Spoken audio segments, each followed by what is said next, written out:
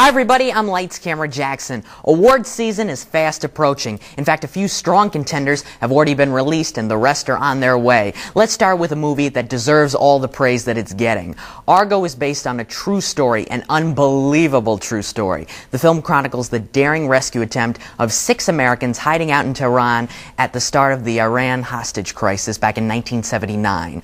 Ben Affleck not only directs but stars as CIA agent Tony Mendez, who comes up with a plan to get the group out safely.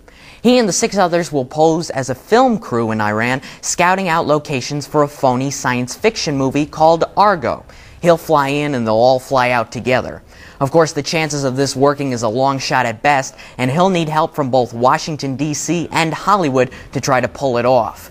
In a word, Argo is intense. The staging and pacing of each and every scene is perfect.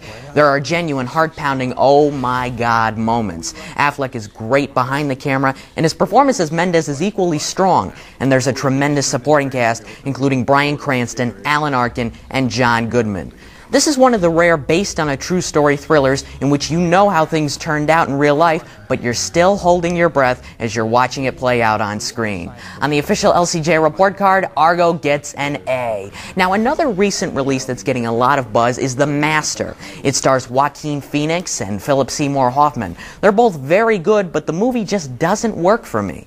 The story takes place in 1950, and it follows World War II veteran Freddie, played by Phoenix, who's having a hard time returning back to regular life.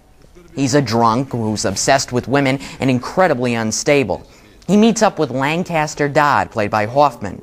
He's a writer and a philosopher, and some believe a dangerous cult leader.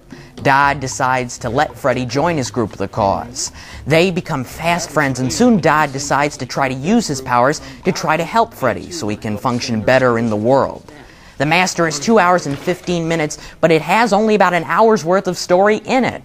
The pacing's incredibly slow, and in the end, there's really no point. I sat there watching it, waiting for something to happen.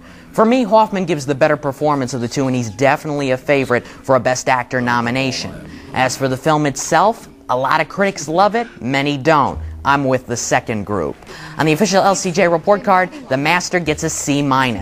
There will be big releases practically every week from now until the end of the year. Here are the top ones to watch for. We're going to start off with this month and The Sessions, which is out right now. It's a smaller film, a lot of buzz, starring Helen Hunt and John Hawkes, and it'll be expanding in the coming weeks. Next week, we've got the Tom Hanks, Halle Berry epic, Cloud Atlas. Moving on to November, Denzel Washington stars in Flight on the 2nd. The following week, we've got the Steven Spielberg biopic Lincoln with Daniel Day-Lewis in the title role. On the 21st, Ang Lee's Life of Pi, based on the best-selling book, and Bradley Cooper, Jennifer Lawrence, and Robert De Niro star in Silver Linings Playbook.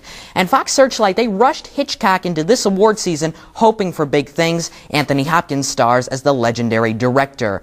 In December, we're going to begin with Hyde Park on Hudson on the 7th.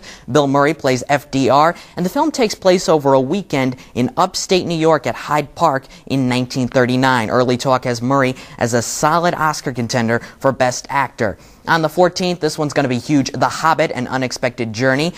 Zero Dark 30 is Oscar-winning director Catherine Bigelow's chronicle of the hunt for Osama bin Laden. And finally, on Christmas Day, the film version of the Broadway musical Les Miserables with Hugh Jackman, Russell Crowe, and Anne Hathaway, and Quentin Tarantino's Django Unchained, starring Jamie Foxx and Leonardo DiCaprio. So most of the Best Picture nominees should come out of this group. There could be some earlier releases from the year, like Moonrise Kingdom and Beasts of the Southern Wild, that could sneak in as well. We'll have to see. And don't forget, Argo, I think, is definitely a favorite for a Best Picture Oscar nomination. Next week, I'm reviewing Cloud Atlas and the Halloween-themed comedy Fun Size. I'm Lights Camera Jackson. You can read all my reviews at lights-camera-jackson.com and watch me every Saturday on YNN, Your News Now.